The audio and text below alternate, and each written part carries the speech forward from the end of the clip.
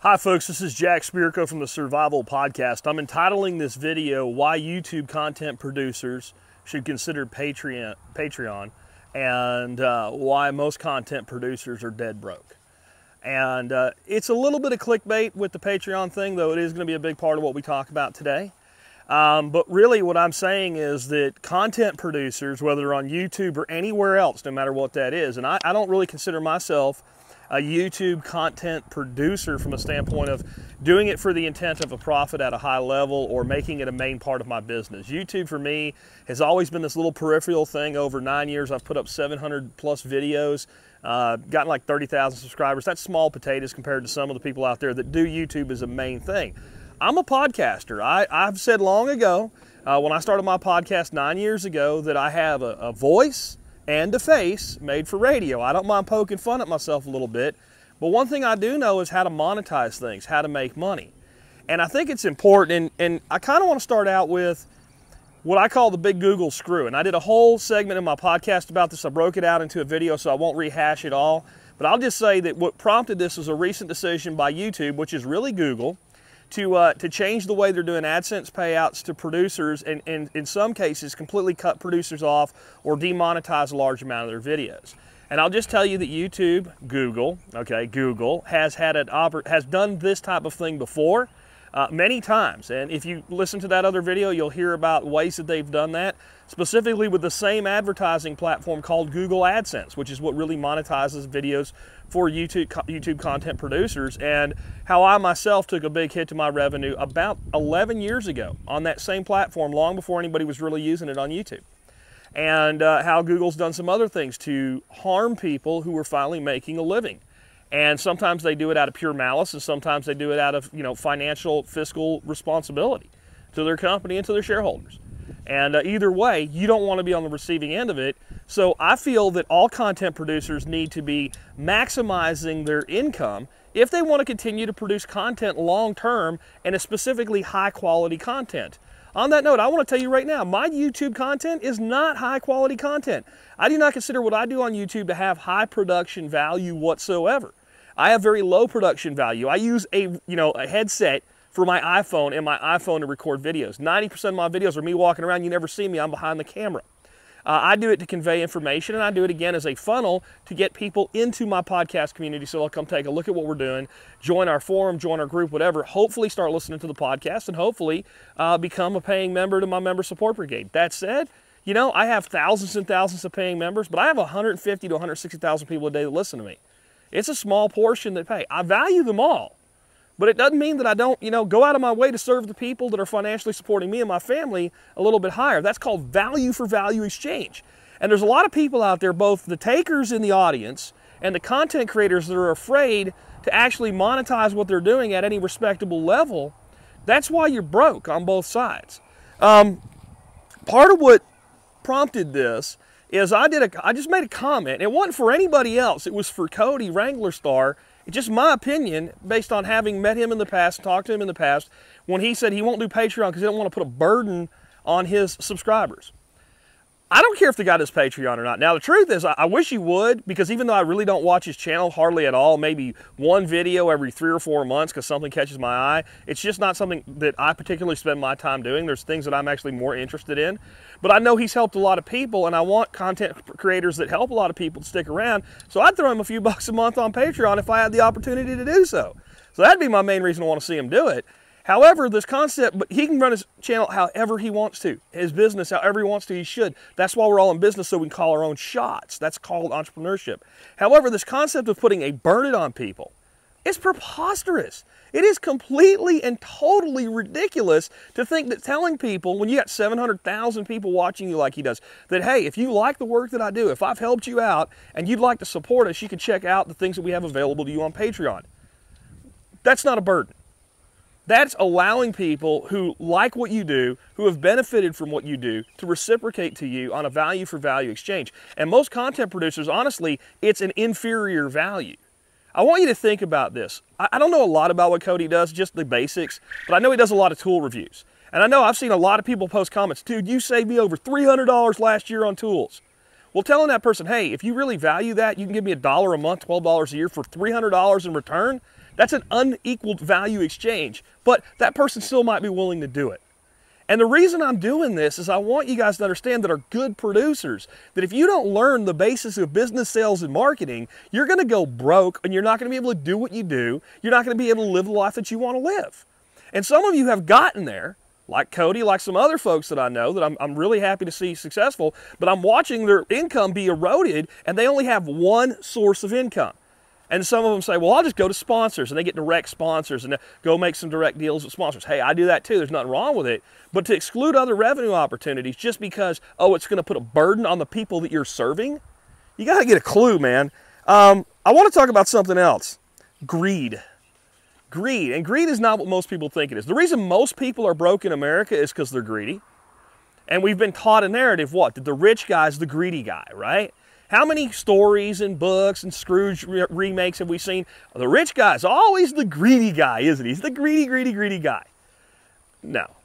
But you know the person who's greedy? There was a guy, when I made that comment, he said, well, if you want to whore yourself out for a quick buck by doing Patreon, that's okay. But don't expect Cody to do it too, or something like that.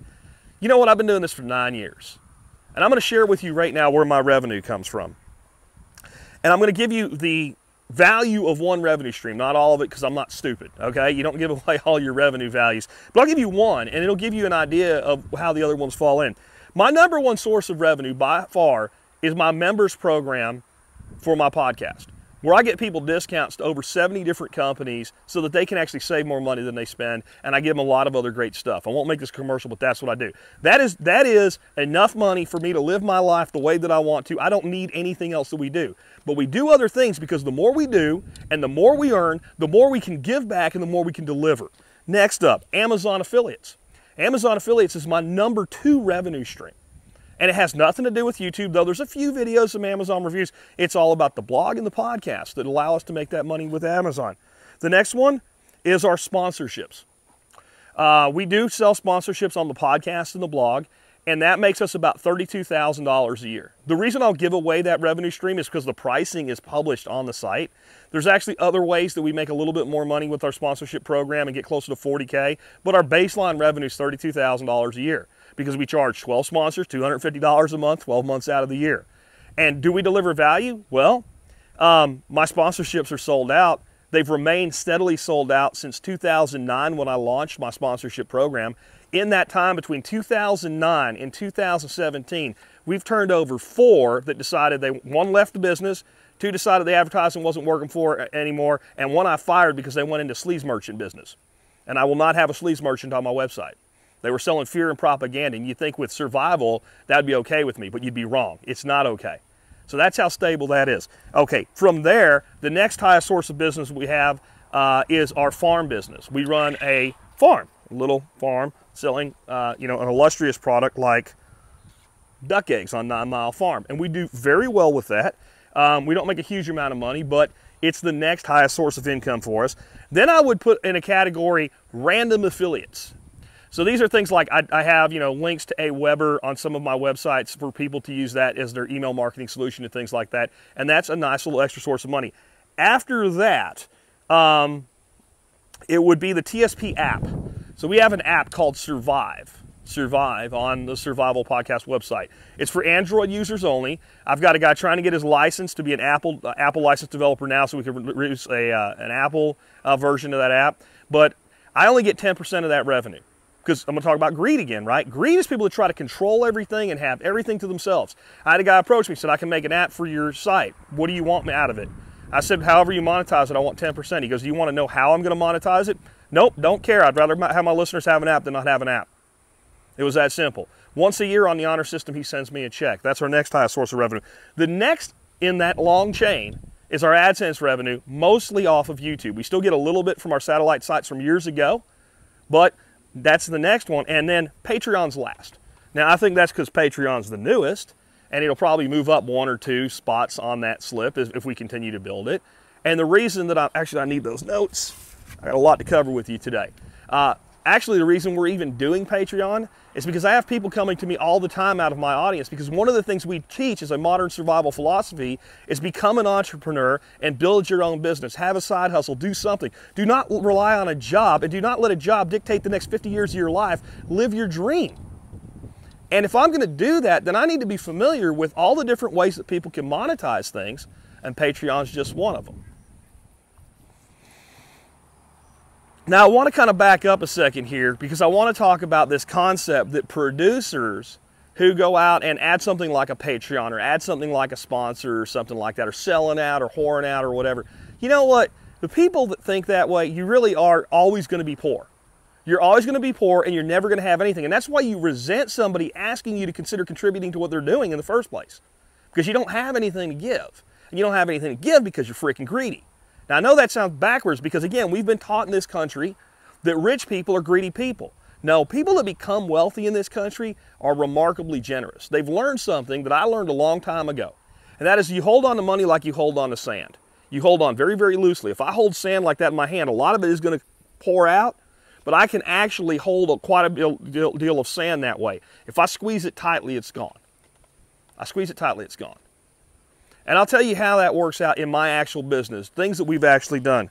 Number one, I've helped hundreds of people start their own business, some who have become full-time successful, some that have a part-time business, some that have failed, because you don't get a guarantee of success in business. But I've given people the tools that they need for free, for nothing.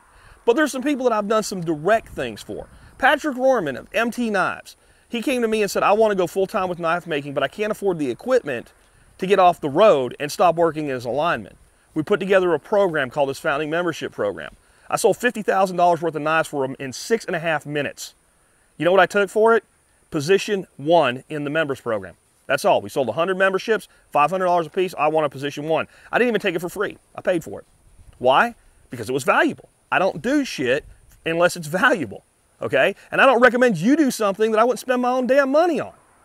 And that's called integrity.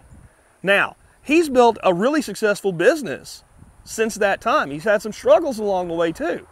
But the people that bought that first membership, one member has sold their membership, and they made thousands of dollars in profit when they did, and no one else wants to sell their membership now. They want the benefits that go with that membership of being a founding member in the MT9 Stakeholder Program. That's one example. Another example, Jeff Lawton came to me years ago, about 3 or 4 years ago now, when he did his first online PDC, Permaculture Design Course. Said, I will pay you a commission for every one of these courses that you sell. And I said, Jeff, I'm not interested in that, because it's going to be an expensive course.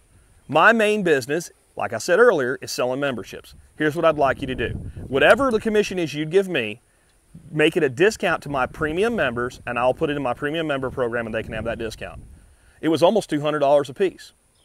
I did $500,000 in sales for Jeff Lawton, because I thought he was worth supporting. And I knew the work that he was doing was going to have an impact on people's lives. Okay? My commission on that would have been 20%. That's about $100,000 that went as discounts to my members instead of into my pocket. So when people on YouTube are saying stupid shit like whoring yourself out for a quick buck, you don't know who you're talking to, you don't know what you're talking about. I don't care about you though. I really don't. You're not important to me. What I want is other content producers producing valuable content to feel the same way about you that I do. That's why I do what I do. Because people like that, I'm speaking to the producers right now that are trying to build something for yourself. People like that will never do anything for your business. And whatever they do, they'll act like they did something that was really important. They'll say, well, I watched 100 of your videos. You made revenue off of that. Great, you just contributed 20 cents and you didn't do anything out of your pocket whatsoever. Or I've shared your video with all of my one friends. Look, I am not saying that people that follow you, listen to you, whatever, that don't financially contribute to you are not valuable. They're incredibly valuable. No, I'm talking about the vocal minority of takers who want more and more from you, but if you do anything to better yourself, they have something bitchy to say about it. You don't need those people. And I know what's happening to a lot of you. You guys have 100, 200, 300,000 people watching you, whether it's on YouTube or on your podcast or on Instagram or wherever it is, and you're not making any daggone money. You're afraid to offend the people you don't need to worry about offending, and you're unwilling to figure out what you can do to bring value add to the people that want to support you.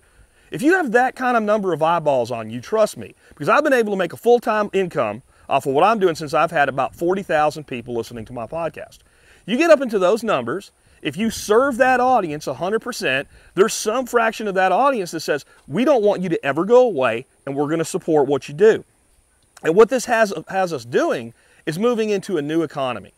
But before I talk about the new economy, I want to bring a little bit of education to some of you that just think, well, it's just a hobby, it's just easy, that don't understand the production value that goes into some of these videos. Again, not mine, some of these other people that have been busting their ass. I'll go back to Cody Wrangler Star.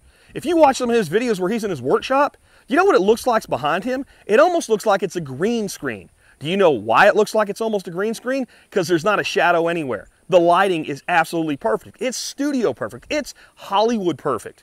Do you know why? Because he's worked hard to develop that level of production value. You think it's a green screen until he turns around and pulls a wood plane off of the freaking shelf. Why? Again, a lot of work, a lot of time, a lot of money goes into lighting like that. High quality cameras. Then the editing. Do you understand that you have YouTube content producers that are showing you how to do what they do? And what they're doing on their homestead or in their business or whatever it is would take them 10 minutes to do. And it's something they actually need to get done. They're not doing it just so you can see it. It's something they need on their homestead or need in their business or need in their life or whatever it is. They can do it in 10 minutes. And they'll have 4 or 5 hours or more, plus time and money that on other things into producing that one video for you. And if that person happens to say, well, I'm going to take on a sponsor, I'm going to open up Patreon, I'm going to start a membership program, I'm going to do this or I'm going to do that, I'm going to do one special video a month only for the people that support me, and you have a problem with that, what you need to do is take your ass off their channel or their page or whatever it is, because you don't deserve what they're doing. Now, if you don't want to support them financially because they're not that important to you, but you like what they're doing and you want to watch them and whatever, that's fine. And I guarantee you none of them that are good at what they do are going to have a problem with that. But when you start running your mouth, opening your beak, and speaking words you do not understand to people that are working their ass off to serve you, just bye. That's all I got to say to anybody. And that's another thing. I hear people all the time, well, you're a jerk to people. Not only am I a jerk to people, I tell people that I'm a jerk to people.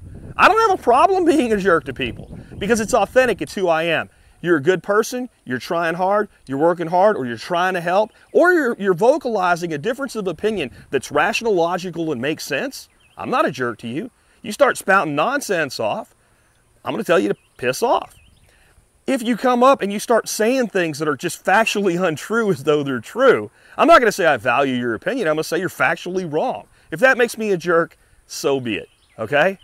And that's okay, because the people that don't like me, they go to other producers, and the people that do like me, they come for the content that I produce primarily in audio format.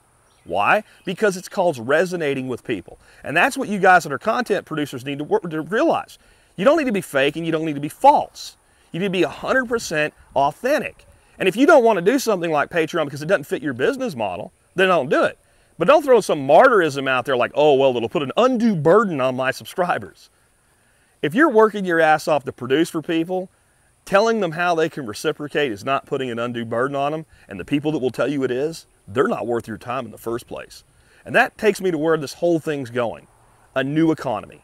That's what I think most people don't realize. Where we're headed for right now is an entirely new type of economy. And people that are sharing information online in all formats, not just video, not just audio, in all formats, they're bringing value to people's lives, those people are going to benefit from it. And more people can join those ranks, and more people in those ranks can live their dreams. So as we talk about this new economy, we have to understand a term that's very, very important that if you're a content producer, you understand. And that term is called digital sharecropping. And if you're a YouTube content producer, you may or may not be digital sharecropping. If your only source of income is their AdSense revenue, then you're digital sharecropping. If you're not doing anything to move people from YouTube viewer to person that you have a personal direct relationship, i.e. you have at least their name and their email address, and they are doing something with you beyond YouTube, you are digital sharecropping. If you are on YouTube and you're using other revenue sources tied into YouTube, or you're simply doing things like running contests and getting people to form a relationship with you where you can contact them if YouTube shuts you off, you are using YouTube the way a farmer that's smart uses portable infrastructure in a lease farming model. What I mean by that, a sharecropper in farms goes to a place and they plow a field. They plant a crop, and if it succeeds, they get something out of it, and if it fails, they lose, and the landowner still gets their lease money. On top of it, most sharecroppers end up selling their crop straight through a single distribution model that's generally controlled by the landowner. In other words, the landowner says, all you got to do is show up and farm, pay me money to farm. When your crop comes in, we'll sell it, and you can pay me out of your crop as long as you get a profit. And if you don't get a profit, well, you can pay me out of pocket. And that means if the landowner decides they don't want you anymore because they think another farmer can do a better job, they throw your ass off and you've lost everything. That means that they're in control, and if they decide to take a price that's lower, you're screwed. You might make no profit that year, but they profited just fine. And if that landowner has billions of acres and they have millions of sharecroppers running it, everybody can lose and they can still win. That's sharecropping. A lease farm model is like what Joel Salatin does. Or Greg Judy does. You find a piece of land and you say, hey, I'd like to lease that land from you. I want to run pigs on it. You're going to run pigs for 7-month cycles. So you invest money and you put fencing up and you put some water tanks in and stuff like that, but it's all portable. And at the end of that cycle, if that landowner says, you know, somebody's offered me more money to lease this land, you can say, well, I'm improving the value of your land the way that it is, but if you don't want to lease this anymore, you pack everything up, you throw that shit in the back of a truck. Whoops. Sorry, I get animated sometimes. You throw that shit in the back of a truck, you go on down the road, you find yourself a new piece of land, you put your infrastructure back up, you bring your pigs in, you keep going, okay? That's how it works when you're using tools like YouTube properly. If YouTube hurts you, shuts you down, does whatever, you're not excited about it, you're not happy about it, but you can still reach the people that are connected with you directly. And that's what's very important. And that's the same with Facebook groups. That's the same with forums. Anything like that, you need to be making sure if you're the person providing the underlying value, that you have a way to take the people that most like what you're, not all of them, the people that most like what you're doing, they're most excited about what you're doing, that never want you to go away, and put them into a place where if something happens, you can say, hey, I'm over here now. And if you don't get that, you're just not going to make it in business. I'm telling you. Because all of these companies over time are going to do things to harm the people that they've built the company with. Because we're in a place in society today where there's, on these larger companies, when they start taking venture capital and they start taking investments when they go public, they have a fiscal responsibility. If something is good for the company, they have to do it legally whether they want to or not.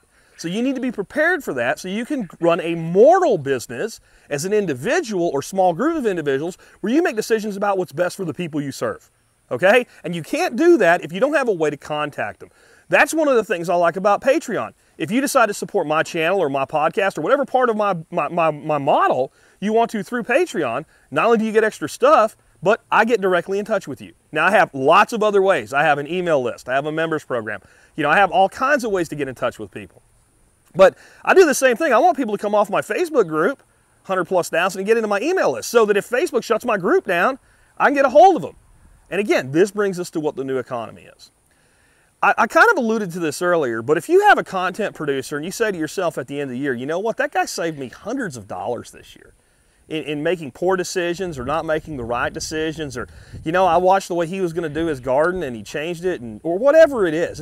You know, he showed me how to do some maintenance to my car that I thought I had to pay lots of money for, and now I don't. You know, all of these things. And you say, you know, that's been profitable to me. It's not unreasonable to then turn around and say, you know, I'm willing to contribute to what this guy's doing. Or even if it's not, see, that's a direct monetary exchange. What if it's just the value, the subjective value you put on an education? I know so much more that I used to know because of this person. Not that one little video here and one little video there from random different people, but this one person who I resonate with has brought me a tremendous amount of value. If I had to go out and buy that from a college, it would cost me thousands of dollars. You know, thinking, you know what, I'll support that guy for $5 a month so he'll keep doing it. That's not an unreasonable thing. But the problem is right now that making very small contributions to the person that it's one-off. You look something up, you see it, that's valuable, you give the guy 50 cents. He'll get nothing out of that. By the time PayPal takes their fee, he'll get 6 cents. We're moving to a new economy. I got to tell you one more story, though, about the way you have to think for this economy to make sense to you. Years ago, I did do AdSense, and I made a lot of money doing it. I didn't start out making a lot of money. I made a couple $100. Over the years, I got better and better at it. One day, I heard about a book by a guy named Perry Marshall called Cracking the AdSense Code. And it said it will guarantee you that you will double or triple your AdSense earning. And it was $99.99 for an ebook that was under 100 pages long. That's kind of expensive. And back then I just made a career change where I went from making really good money to okay money. And when you make those kind of changes, you think about spending your money. So I went out and went to the website and decided, do I want to spend $100 on this? And I looked at, he had testimonials on his websites. You know, I bought Perry's book and my earnings went up 5 times what they were. And I looked up the people's websites because in their testimonial, they listed their websites. And I looked at it and I saw the trick. The big trick was you match the ads to the page. Now, this doesn't really work anymore because they don't pay crap anymore. But back then, you know, you could make 50 cents to $1 for a click. So you make the links on the ad the same color as the links on your page. You line picture it, you make it look like content on the site. So I went back and did that on all my sites. My AdSense earnings went up tenfold the next month. Do you know what I did? I went back and bought that book even though I didn't need to. Because if it wasn't for Perry Marshall, I wouldn't have learned how to do that. That was over 12 years ago. That's what I said. Many of you that don't have anything and you get upset and butthurt because somebody says, hey, you can support us or whatever. One guy said, I feel like I'm being shaken down. You'll never have a pot to piss in. And whatever you do earn, you'll lose. You'll lose. You'll die dead broke. And you'll never make a contribution to anybody if you're thinking that way. You start thinking about reciprocating to the people that actually make your life better and improve your life, things get better. And that's the new economy. And you know what's going to enable it? And some of you are not going to believe this yet because you still are living in the dark ages where you think gold should be our currency. Cryptocurrencies. Cryptocurrencies make it where eventually we're going to have systems where you can give somebody a penny or a nickel or a quarter or a dime or whatever. Just because you thought it was nice what they said or because you didn't know that or they brought a new perspective, or you can give them $100 and it's going to cost them very little to get your money. See, right now, people do this stuff and it's costing 2, 3, 4% of what you're giving plus a flat fee. So when somebody gives $1, you end up getting about 60 cents. Well, what if somebody could give you $1 and you got 99.9 cents? That's kind of what happens with cryptocurrencies. And what if the government couldn't tell who was giving what to whom? Oh, I know, you watched a YouTube video and the guy told you Bitcoin was bullshit because you could figure out where everything was going. And well, not so much, but Bitcoin's yesterday's news. With things like Dashcoin, with things like Ethereum and the Ethereum derivatives. We're getting to a point now where people can create their own currencies, trade their own currencies, give their own currencies. Nobody knows nothing. Nobody knows who's who. Nobody knows what's what. And that's just the beginning. I see entire networks being developed where people are contributing to those networks and thereby gaining back from them. But right now what we have is this. We have audio, we have video, we have visual, we have text, and we have the mainstream ways of doing that now with a little bit of cryptocurrency involvement. Get involved now. I'm telling you, the reason I do everything that I do is so that more people will emulate what I'm doing and do it for themselves. I want as many people to be successful entrepreneurs as possible in this country because it's good for the country, it's good for everybody. And I know what some people are thinking, well, not everybody can do it. Well, not everybody can do it, but probably not for the reasons you're thinking. You're probably thinking there's not enough room for everybody. There's enough room for everybody. If you think there's not enough room for everybody, you don't understand money. The reason not everybody can do it is not everybody will do it. The amount of effort, the amount of work, the amount of dedication it takes to do what we do is hard. Harder than those of you who haven't done it will ever understand until you take the steps and try it for yourself. And I want you to. I want you to, not to prove me right as far as it's hard, but to prove me right as far as you can do it. Just a week ago, I got an email from Charles the Humble Mechanic, also a very big personality here on YouTube. And I shed a tear because he said, Jack, you've done it. You've lost a daily listener. I'm not going to be listening to you every day anymore because I'm not going to be in my car every day anymore. All these years of listening to you talk about building my own business and telling me I can do it, I believed it. So I went out and I started a business. And Monday morning, sorry guys, it chokes me up. Monday morning, I'm not going to work. I'm staying home and I'm building.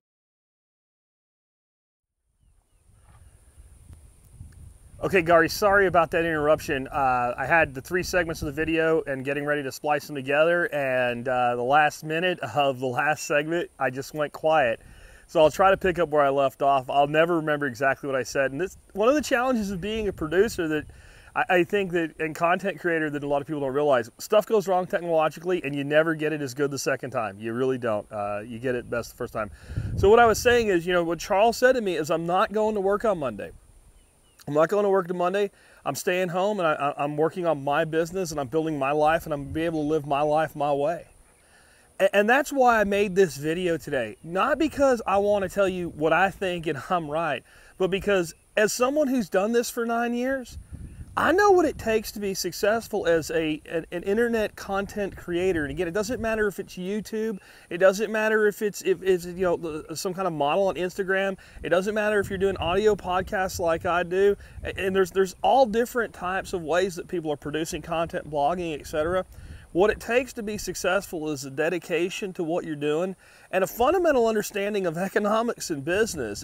It's a lot like farming in a way. A lot of people go into farming and they think farming's all about producing food. No, farming's a business. Farming's a business. I'm standing here with 50 quail running around me. They can lay eggs every day, and anybody can put them inside an aviary like this and feed them and give them water every day and make them lay eggs. The key is being able to find somebody to buy them. If you can't buy them, you're just unpaid entertainment, and that's what many of the content producers out there are becoming, is unpaid entertainment. I don't want you to be that way.